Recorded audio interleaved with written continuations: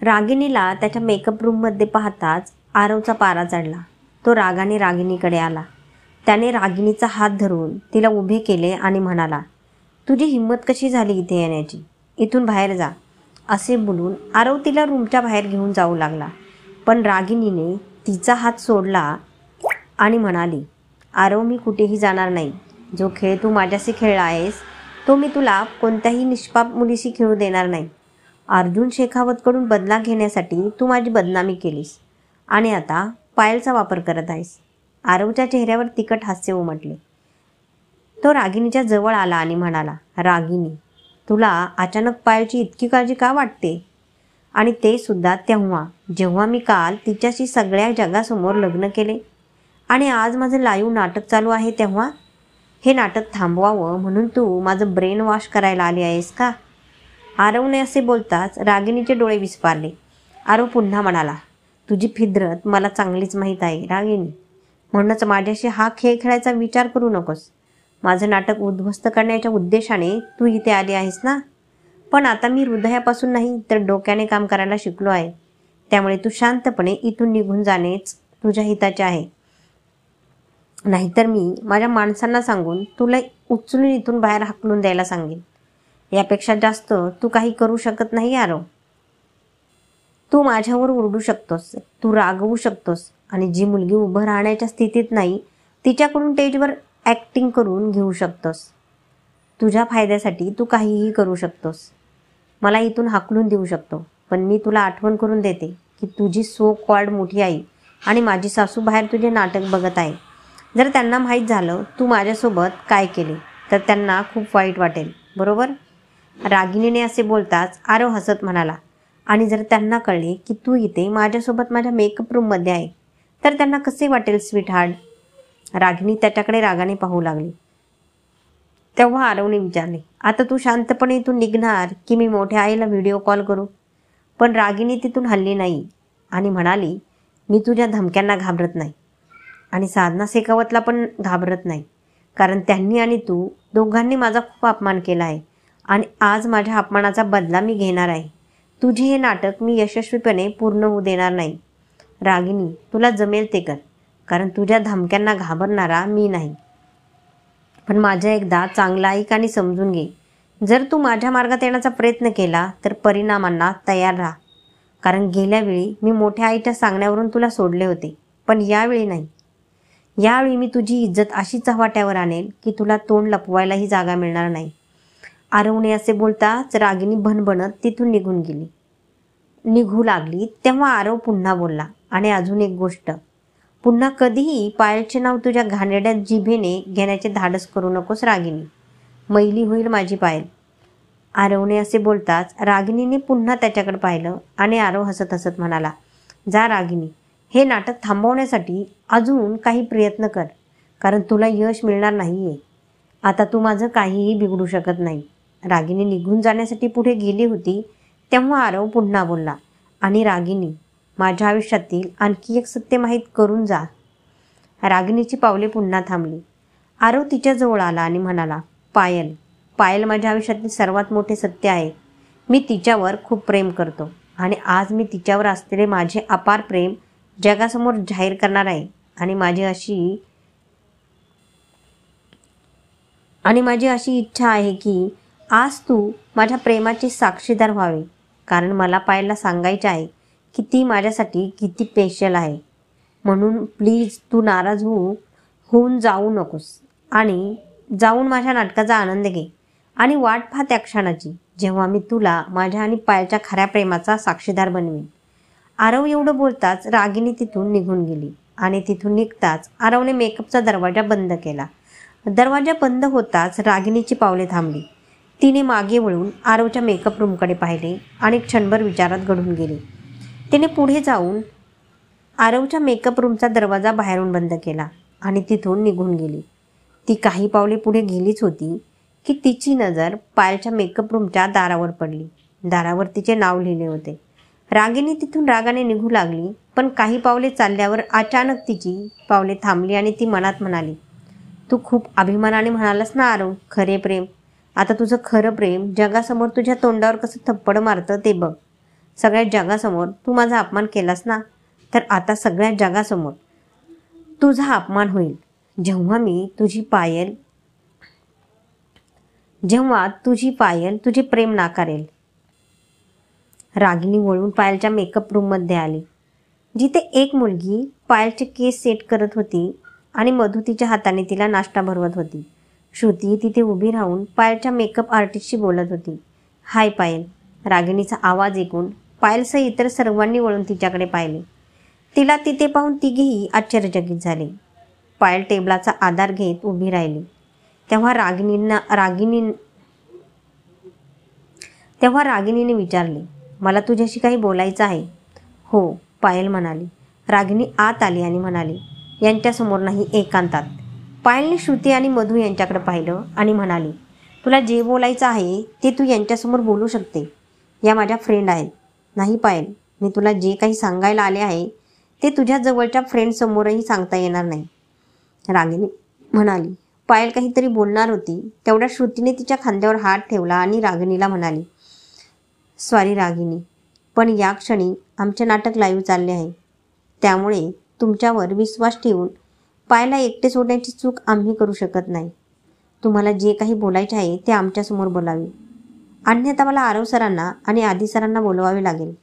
असे बोलून श्रुती आरवला फोन करू लागली. पण पायलने तिला थांबवले आणि म्हणाले, त्यांना फोन करून त्रास देण्याची गरज नाही. तुम्ही सर्वजण बाहेर जा, कारण मला जाणून घ्यायचे आहे की हिला माझ्याशी काय बोलायचं आहे, की लाईव्ह नाटक सोडून आरव सरांना न घाबरता ती इथे माझ्याशी बोलायला इतकी उतावीळ आहे. तुम्ही सगळे जा. पण पायल तू, श्रुती एवढंच बोलली होती. तेव्हा पायल म्हणाली, प्लीज श्रुती, प्लीज. श्रुती पुढे काहीच बोलू शकली नाही आणि तिथून निघून गेली. पायलने सगळ्यांना जायचा इशारा केल्यावर सगळे तिथून निघून गेले. ते निघून जाताच पायल रागिणीला म्हणाली, बोल, तुला काय बोलायचंय. तिला पाहून रागिणी हसली, तिच्या जवळ आली आणि म्हणाली, तू स्टेजवर आणि टीव्हीवर जितकी सुंदर दिसत होतीस त्याहून जास्त सुंदर आहेस. थँक्यू. तुला जे काही बोलायचं आहे ते जरा लवकर बोल, माझ्याकडे वेळ नाही. कानात झुमके घालत पायल मागे वळून म्हणाली. पायाला झालेल्या दुखापतीमुळे चेहऱ्यावर वेदना स्पष्ट दिसत होत्या. रागिणीने तिच्या जवळ येऊन विचारले, खूप दुखत आहे का. रागिणीने असे बोलताच पायलने तिच्याकडे आश्चर्याने पाहिले आणि रागिणी हसत म्हणाली, मला माहीत आहे की तुझ्या पायाला इतकी दुखापत असूनही आरव तुला त्याचे नाटक करायला लावतोय. तू उभी राहण्याच्या स्थितीतही नाही, पण तरीही तुला तुझे काम पूर्ण करायचे आहे, हो ना. पायलने तिच्या बोलण्याकडे दुर्लक्ष केले आणि तिच्या डोळ्यांवर काजळ लावत म्हणाली, रागिणी, तू मला इथे काय सांगायला आली आहेस ते सांगितलं तर बरे होईल. आरव आज नाटक संपल्यावर सगळ्या जगासमोर स्टेजवर तुला सोडणार आहे पायल. रागिणीने असे सांगताच काजळ लावणारे पायलचे हात थांबले आणि तिने वळून रागिणीकडे पाहिले. मग रागिणीने तिचं नाटक सुरू केलं आणि म्हणाली, हो पायल, मी आत्ताच आरवला भेटून येत आहे. त्यानेच मला हे सर्व सांगितले. खरं तर गोष्ट अशी आहे की जेव्हा मी तुझे नाटक बघत होते तेव्हा तुझ्या पायातून रक्त येत असल्याचे मला दिसले आणि तेव्हा मला समजले की तुझ्या पायाला दुखापत झाल्यानंतरही आरवने तुला स्टेजवर येण्यास भाग पाडले असावे. पायलने रागाच्या भरात तिची मूठ घट्ट पकडली पण काहीच बोलली नाही. मग रागिणीने तिचे हात धरले आणि म्हणाली, पायल, मला माहीत आहे की तू खूप चांगली आणि साधी मुलगी आहेस, पण माझी प्रतिमा तुझ्या नजरेत चांगली असणार नाही, कारण तू मला आरवच्या नजरेतून ओळखत आहेस. पण मी तुला ही खात्री देण्यासाठी इथे आली नाही की मी तुझ्यासारखी चांगली मुलगी आहे. मी फक्त तुला समजावून सांगण्यासाठी आली आहे की तू आरववर खूप काळजीपूर्वक विश्वास ठेव. काल त्याने तुझ्या भांगात कुंकू यासाठी भरले कारण त्याच्या नाटकाचे प्रमोशन व्हावे आणि मीडियात त्याची प्रतिमा चांगली राहावी. तुला तर आठवतच असेल त्याने डॅडची इमेज डागाळण्यासाठी आमच्या 3 वर्षांचा व्हिडिओ कसा वापरला. आणि काल रात्री त्याने त्याच्या नाटकाच्या जाहिरातीसाठी तुझे आणि त्याचे रिहर्सल व्हिडिओ लीक केले होते. मग तुझी इज्जत वाचवण्यासाठी त्याने तुझ्या भांगात कुंकू भरून एक नवीन नाटक मीडियासमोर आणले. पण आज नाटक संपल्यानंतर तुझे काम संपले की तो तुला त्याच्या आयुष्यातून काढून टाकेल. पायलने रागिणीचा हात तिच्या खांद्यावरून काढला आणि म्हणाली, माझ्या एंट्रीसाठी थोडाच वेळ राहिला आहे. तुला जे काही सांगायचे होते ते झाले असेल तर मी जाऊ का. पायलचा प्रश्न ऐकून रागिणी तिच्याकडे आश्चर्याने पाहू लागली. इकडे आरव तयार झाला आणि त्याच्या मेकअप रूममधून बाहेर येण्यासाठी दरवाजाकडे गेला, पण दार उघडले नाही. त्याने पुन्हा प्रयत्न केला, पण यावेळीही दार उघडले नाही. मग आरव रागाने म्हणाला, रागिनी, तू तुझे वाईट वागणे सोडणार नाहीस. आरवने पुन्हा दार उघडण्याचा प्रयत्न केला, पण ते उघडले नाही. तेव्हा त्याने दार वाजवून विचारले, बाहेर कुणी आहे का? दरवाजा उघडा. तेवढ्यात श्रुती तिथे आली आणि तिने दार उघडताच ती आरवला म्हणाली, सर प्लीज माझ्यासोबत या. रागिनीने पायाला काही इजा करू नये. काय? आरवने आच्छाने विचारले आणि श्रुती काळजीत पडली. ती म्हणाली, रागिनी पायलशी एकटीच बोलत आहे. हे ऐकून आरवचा राग आणखी वाढला.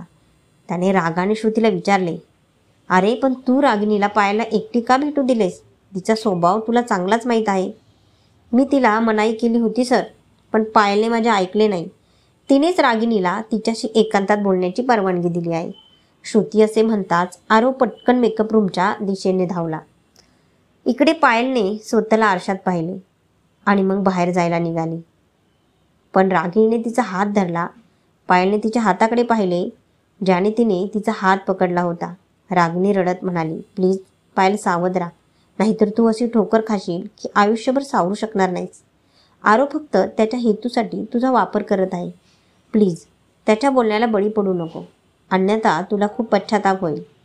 पत्रकार परिषदेत त्याने माझ्यासोबत जे काही केले तेच तो आज स्टेजवर तुझ्याशी करणार आहे. त्यामुळे पायल, नाटक संपताच इथून निघून जा आणि तुझा तमाशा होऊ देऊ नकोस. माझा मुद्दा समजून घे. आरवला माझ्यापेक्षा जास्त कुणी ओळखत नाही. तो चांगला माणूस नाही.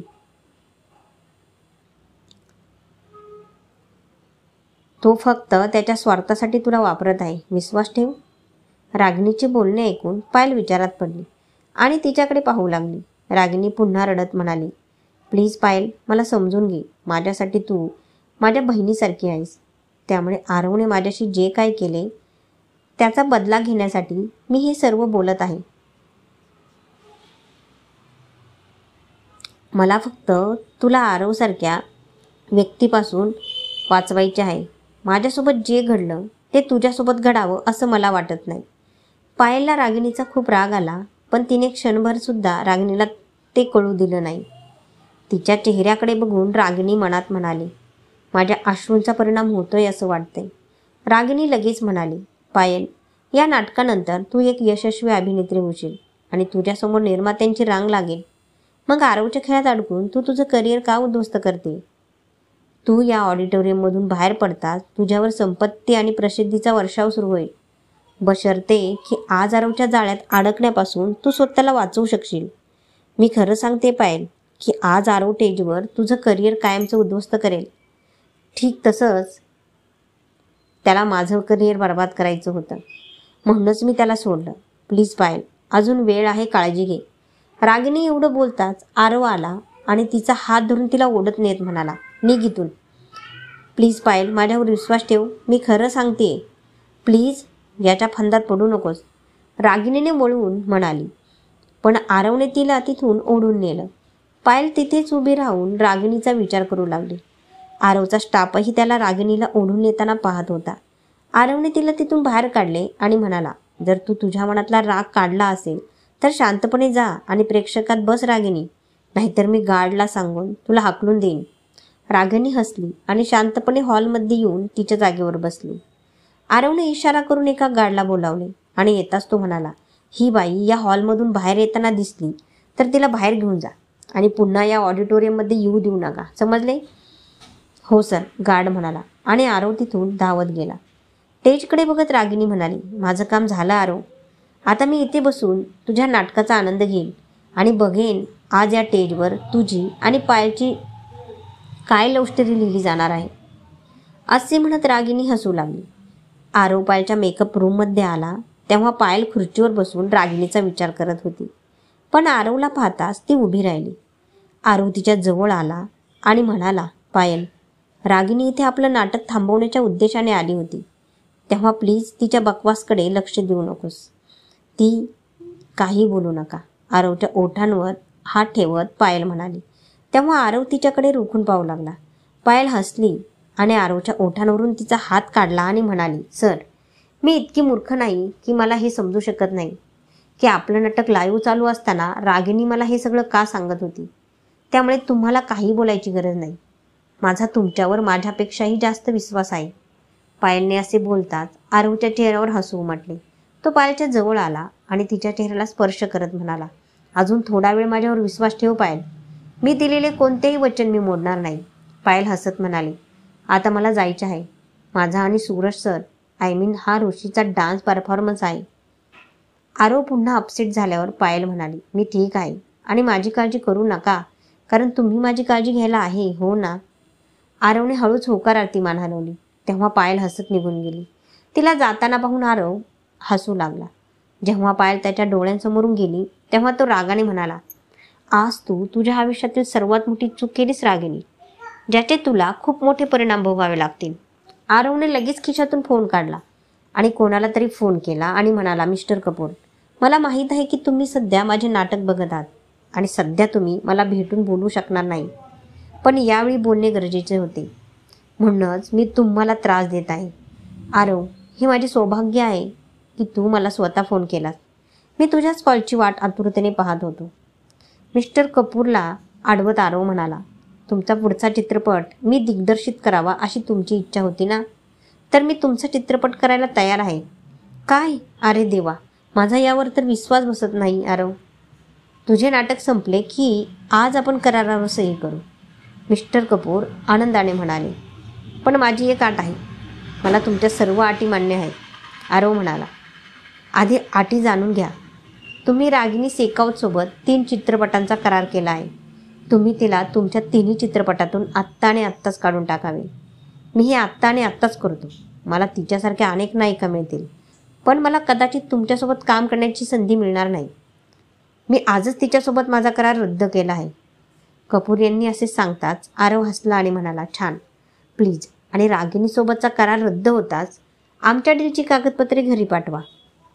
हो, मी स्वतः घेऊन येईन, मिस्टर कपूरने हे सांगताच आरवने कॉल डिस्कनेक्ट केला आणि त्वरित स्टेजकडे जाऊ लागला, जिथे ऋषी आणि पायलचा डान्स परफॉर्मन्स चालू होता. आरव तिथेच उभा पायलला ऋषी बनलेल्या सूरजसोबत नाचताना पाहत होता. पण त्याचं लक्ष पायलच्या पायावर होतं, ज्यात काचेचा तुकडा गेला होता. तो मनात म्हणाला, पायल, जेव्हा जेव्हा तू माझ्यासाठी वेदना सहन करतेस तेव्हा मी स्वतःचा तिरस्कार करू लागतो. मला असहाय्य वाटू लागते. माझ्यावरच्या प्रेमापोटी तू माझ्यासाठी इतकं काही करतेस आणि आजपर्यंत तुझ्या वेदना कमी करण्यासाठी मी काहीही करू शकलो नाही. आजही तू फक्त माझ्यासाठी इतकं सहन करत आहेस आणि तुझ्या चेहऱ्यावर जराही सिकन नाही.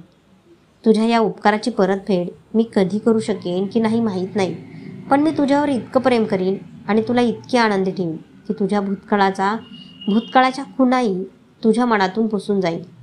असे म्हणत आरवचे डोळे भरून आले, पण त्याने स्वतःवर नियंत्रण ठेवले आणि पायल आणि सूरजच्या परफॉर्मन्स पाहून टाळ्या वाजवायला सुरुवात केली आणि मग त्याच्या एंट्रीसाठी सज्ज झाला. एकापाठोपाठ एक सर्व सीन व्यवस्थित झाले होते आणि नाटक क्लायमॅक्सपर्यंत पोहोचले होते. क्लायमॅक्सचा आधीचा सीन होताच स्टेज पुन्हा हलला. श्रुती आणि मधू धावत पायलकडे आले. पायलला वेदनेमुळे चक्कर येऊ लागली. मधूने तिला धरले आणि विचारले, तू ठीक आहेस का पायल? हो, मी ठीक आहे. मला शेवटच्या सीनची तयारी करायची आहे, चल. असं म्हणत पायल मेकअप रूमच्या दिशेने जाऊ लागली. आता तिला जमिनीवर एक पाऊलसुद्धा ठेवता येत नव्हता, पण तिचं दुःख लपवत हसत हसत ती पुढे सरकत होती. तेवढ्यात तिची नजर समोरून येणाऱ्या आरववर पडली, जो तिच्या जवळ येत होता. त्याला तिच्याकडे येताना पाहून पायल मनात म्हणाली, धीर धर पायल, थोडा वेळ. आरव सरांना तुझ्या वेदना जाणून देऊ नकोस. तेव्हा आरव पायलकडे आला आणि विचारले, पायल, ठीक आहेस ना? मी ठीक आहे. पायल एवढंच बोलली होती जेव्हा डॉक्टर तिथे आले आणि म्हणाले, पायल, स्टेजवर तुझी एंट्री व्हायला जास्त वेळ नाही, त्यामुळे तुझी ड्रेसिंग होऊ शकणार नाही, पण मी तुला इंजेक्शन देतो, त्यामुळे काही काळ तुझा त्रास कमी होईल. त्याची काही गरज नाही, कारण मी बरी आहे आणि तसेही शेवटचा सीन आहे फक्त आपला. मला तयार व्हावे लागेल. असे म्हणत पायल वेदनेची पर्वा न करता तिथून निघून गेली. मधूही तिच्या मागे गेली. सूरज तिथे आला आणि म्हणाला, आरव साहेब, तुम्हाला बदलण्याची गरज नाही, फक्त तुमचा कोट काढावा लागेल. चला आणि थोडा मेकअप करा, कारण आता माझा तुमच्याबरोबरचा शेवटचा सीन आहे. चला.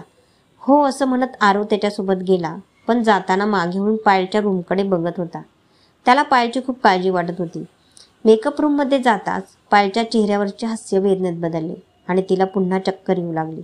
पण ती पडते त्याआधी मधूने तिला पकडून खुर्चीवर बसवले आणि म्हणाली, पायल, मला वाटत नाही तू आता स्टेजवर उभी राहू शकेल. तुला चक्कर येत आहे आणि तापही आहे. अशा परिस्थितीत जर तू तुझ्या पायावर अधिक दबाव टाकला तर तुझे दुखणे आणखी वाढेल. तू स्टेजवरच बेहोश होऊ शकते. असं काही होणार नाही आणि प्लीज एवढ्या मोठ्या आवाजात बोलू नकोस. जर आरव सरांनी हे सगळं ऐकलं तर ते चालू असलेला शो थांबवतील आणि मी आता मागे हटू शकत नाही. तू माझी काळजी सोड आणि मला ती पांढरी साडी दे. पटकन, वेळ नाही, पायल वेदनेने म्हणाली. मधूने ताबडतोब साडी उचलून पायलला दिली. मग पायलने हिंमत एकवटली आणि पुन्हा उभी राहिली आणि चेंज करायला गेली. ती निघून जाताच मधूने हात जोडून डोळे मिटले आणि छताकडे पाहत म्हणाली, अरे देवा, पायलची हिंमत तुटू देऊ नकोस. कारण अशा वेळी जर तिचा धीर तुटला आणि हा शेवटचा शीन नीट केला नाही तर पायल स्वतःला कधीच माफ करणार नाही. म्हणून प्लीज आज तिला साथ द्या. काही वेळाने पायल साडी नेसून बाहेर आली आणि आरशासमोर बसली. तिचे मेकअप आर्टिस्ट आणि हेअर ड्रेसर तिला तयार करू लागले. पायलने स्वतःला आरशात पाहिलं आणि मनात म्हणाली, भोले बाबा, प्लीज मला हिंमत द्या की हे नाटक पूर्ण करू शकेन आणि आरव सरांच्या आयुष्यातून जाण्यापूर्वी माझ्या भूतकाळातील संपूर्ण सत्य त्यांना सांगू शकेल. धन्यवाद.